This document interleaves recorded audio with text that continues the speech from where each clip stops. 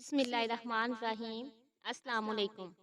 احرام کی غلطیاں: بغیر احرام باندھے میقات سے آگے گزر جانا، یہاں تک کہ جدہ یا حدود میقات کے اندر کسی اور جگہ پہنچ کر وہاں سے احرام باندھنا، یہ رسول اللہ صلی اللہ علیہ وآلہ وسلم کے اس حکم کے خلاف ہے کہ ہر حاجی کو میقات سے احرام باندھ لینا چاہیے، اور جو کوئی حدود میقات سے تجاوز کر جائے اسے واپس جا کر یا تو میقات سے احرام باندھنا چاہیے یا ایک فدیہ دے، جسے مکہ مکرمہ میں ذبح کرے اور سارا کا سارا فقراء کو کھلا دے، چاہے وہ ہوائی جہاز سے آیا ہو یا خشکی کے راستے سے یا سمندر کے راستے سے۔ اگر میقات کی 5 مشہور جگہوں میں سے کسی بھی جگہ سے گزر نہ ہو تو جس میقات کا سامنا پہلے ہو وہاں سے احرام باندھ لے۔ طواف کی غلطیاں: حجر اسود سے پہلے ہی طواف شروع کر دینا، حالانکہ واجب یہ ہے کہ طواف کی ابتدا حجر اسود کے پاس سے ہو۔ کعبہ کی نامکمل دیوار کے اندر سے طواف کرنا، جس نے ایسا کیا اس نے پورے خانہ کعبہ کا طواف نہیں کیا، اس لیے کہ حجر اسود کعبہ کا ایک حصہ ہے، اس طرح اس کا ہر وہ چکر باطل ہو جائے گا جو کعبہ کی دیوار کے اندر سے کیا ہو۔ طواف کے 7 چکروں میں تیز چلنا، جبکہ ایسا کرنا طواف قدوم کے صرف 3 ابتدائی چکروں کے ساتھ خاص ہے۔ حجر اسود کو بوسہ دینے کے لیے شدت کے ساتھ مزاحمت کرنا، کبھی کبھی مار پیٹ اور گالی گلوچ کی نوبت آ جاتی ہے، ایسا کرنا ہرگز صحیح نہیں۔ طواف کے صحیح ہونے کے لیے حجر اسود کو بوسہ دینا ہرگز ضروری نہیں، بلکہ دور سے اس کی طرف اشارہ کرنا اور اللہ اکبر کہنا کافی ہوگا۔ حجر اسود کو برکت کی نیت سے چھونا بدعت ہے، شریعت میں اس کی کوئی دلیل نہیں، سنت صرف اس کا استلام یعنی ہاتھ سے مس کرنا اور بوسہ دینا ہے، اللہ کی عبادت سمجھ کر۔ خانہ کعبہ کے تمام گوشوں کا استلام اور بسا اوقات اس کی تمام دیواروں کا استلام اور چھونا۔ نبی کریم صلی اللہ علیہ وآلہ وسلم نے حجر اسود اور رکن یمانی کے علاوہ خانہ کعبہ کے کسی بھی جز کا استلام نہیں کیا۔ طواف کے ہر چکر کے لیے الگ الگ دعا مخصوص کرنا، یہ بھی رسول اللہ صلی اللہ علیہ وآلہ وسلم سے ثابت نہیں، صرف اتنا ثابت ہے کہ جب آپ حجر اسود کے پاس آتے تو تکبیر کہتے، اور حجر اسود اور رکن یمانی کے درمیان ہر چکر کے آخر میں یہ دعا پڑھتے: ربنا آتنا فی الدنیا حسنۃ وفی الآخرۃ حسنۃ وقنا عذاب النار۔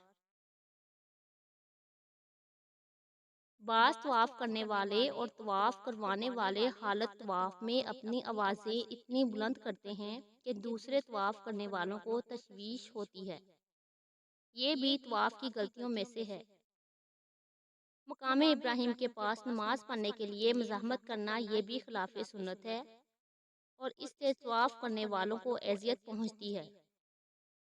مسجد میں کسی جگہ بھی طواف کی 2 رکعتیں پڑھ لینی کافی ہوں گی۔ صحیح کی غلطیاں یعنی صفا اور مروہ کا چکر لگانا: بعض لوگ صفا اور مروہ پر پہنچ کر کعبہ کی طرف رخ کر کے تکبیر کہتے وقت اپنے ہاتھوں سے اس کی طرف اشارہ کرتے ہیں جیسے نماز کے لیے تکبیر کہہ رہے ہوں، اس طرح اشارہ کرنا صحیح نہیں، سنت یہ ہے کہ اپنے ہاتھ اس طرح اٹھائیں جیسے دعا کے لیے اٹھاتے ہیں۔ بعض لوگ صحیح کے درمیان دھوڑتے رہتے ہیں، حالانکہ سنت یہ ہے کہ صرف دونوں ہرے نشانوں کے درمیان دھوڑے اور باقی چلتا رہے۔ عرفات کی غلطیاں: بعض حجاج حدود عرفات کے باہر ہی پڑاؤ ڈال دیتے ہیں اور غروب آفتاب تک وہیں رہتے ہیں، اور وقوف یعنی قیام عرفات کے بغیر مزدلفہ لوٹ آتے ہیں، یہ بہت بڑی غلطی ہے، اس سے حج فوت ہو جاتا ہے، اس لیے کہ حج وقوف عرفات کا نام ہے۔ حاجی کے لیے ضروری ہے کہ حدود عرفات کے اندر رہے، اگر ازدحام یعنی ہجوم کی وجہ سے یا کسی اور وجہ سے ایسا ممکن نہ ہو تو غروب آفتاب سے قبل داخل ہو اور غروب تک ٹھہرا رہے۔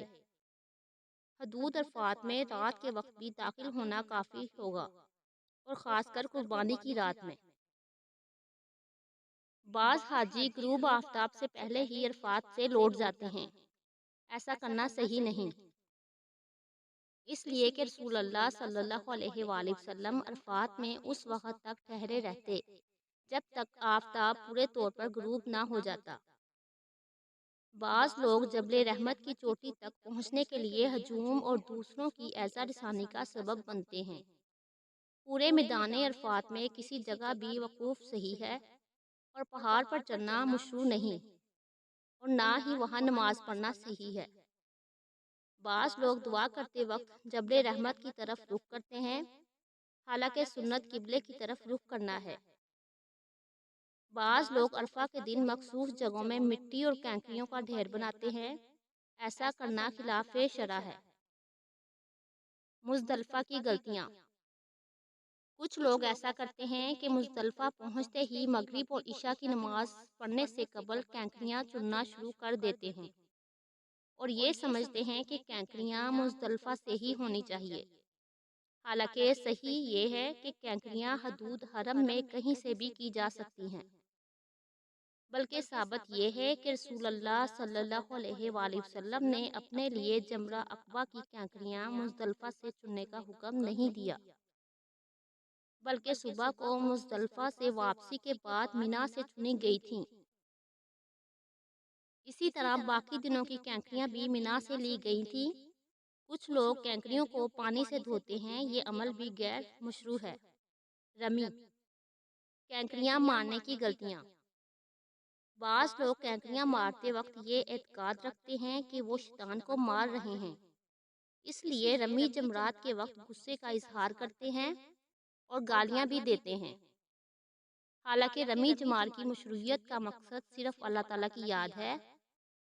رمی جمار کے لیے بڑے پتھر، جوتے یا لکڑی کا استعمال دین میں غلو اور زیادتی ہے، اور رسول اللہ صلی اللہ علیہ وآلہ وسلم نے غلو سے منع فرمایا ہے۔ اس طرح کرنے سے رومی بھی نہیں ہوگی۔ مشروع بات یہ ہے کہ چھوٹی کنکریاں استعمال کی جائیں جو بکری کی مینگنی سے مشابہ ہو۔ کنکریاں مارتے وقت دھکم پیل اور مار دھاڑ کرنا خلاف شرع بات ہے۔ کوشش یہ ہونی چاہیے کہ بغیر کسی کو ایذا پہنچائے کنکریاں ماری جائیں۔ تمام کنکریاں بیک وقت مار دینا صحیح نہیں ہے۔ علماء کا فتویٰ ہے کہ ایسی صورت میں ایک کنکری شمار ہوگی، اس لیے کہ شریعت کا حکم یہ ہے کہ کنکریاں ایک ایک کر کے ماری جائیں اور ہر کنکری کے ساتھ تکبیر کہی جائے۔ باوجود قدرت، طاقت کے مشقت اور ہجوم سے ڈرتے ہوئے کنکری مارنے کے لیے کسی دوسرے کو نائب بنانا صحیح نہیں۔ نہایت بیماری یا کسی اور مجبوری کی وجہ سے صرف قدرت نہ رکھنے کی صورت میں جائز ہے۔ طواف وداع کی غلطیاں۔ بعض لوگ 12ویں یا 13ویں تاریخ کو کنکریاں مارنے سے قبل مینا سے مکہ آتے ہیں، طواف وداع کرتے ہیں، پھر مینا جا کر کنکریاں مارتے ہیں اور وہیں سے اپنے ملک اور شہر کی طرف واپس ہو جاتے ہیں۔ ایسی صورت میں آخری کام رمی جمار ہوتا ہے، نہ کہ طواف کعبہ، جبکہ رسول اللہ صلی اللہ علیہ وآلہ وسلم کا فرمان ہے، مکہ مکرمہ سے روانگی سے قبل آخری کام بیت اللہ کا طواف ہونا چاہیے۔ اس لیے ضروری ہے کہ طواف وداع حج کے کاموں سے فراغت کے بعد اور سفر سے کچھ پہلے ہونا چاہیے۔ اس کے بعد مکہ مکرمہ میں دیر تک نہ ٹھہرنا چاہیے۔ بعض لوگ طواف وداع کے بعد مسجد حرم سے الٹے پاؤں نکلتے ہیں اور رخ کعبہ کی طرف ہوتا ہے۔ وہ سمجھتے ہیں اس میں خانہ کعبہ کی تعظیم ہے، حالانکہ یہ سراسر بدعت ہے، دین میں اس کی کوئی حقیقت نہیں۔ کچھ لوگ طواف وداع کے بعد مسجد حرام کے دروازے پر پہنچ کر خانہ کعبہ کی طرف رخ کر کے خوب دعائیں کرتے ہیں، جیسے کہ خانہ کعبہ کو رخصت کر رہے ہوں۔ یہ بھی بدعت ہے، اس کی کوئی شرعی حیثیت نہیں۔ آخر میں اللہ تعالیٰ سے دعا ہے ہمیں ان باتوں سے بچنے کی اور دین پر عمل کرنے کی توفیق عطا فرمائے، آمین۔ جزاک اللہ۔ اللہ حافظ۔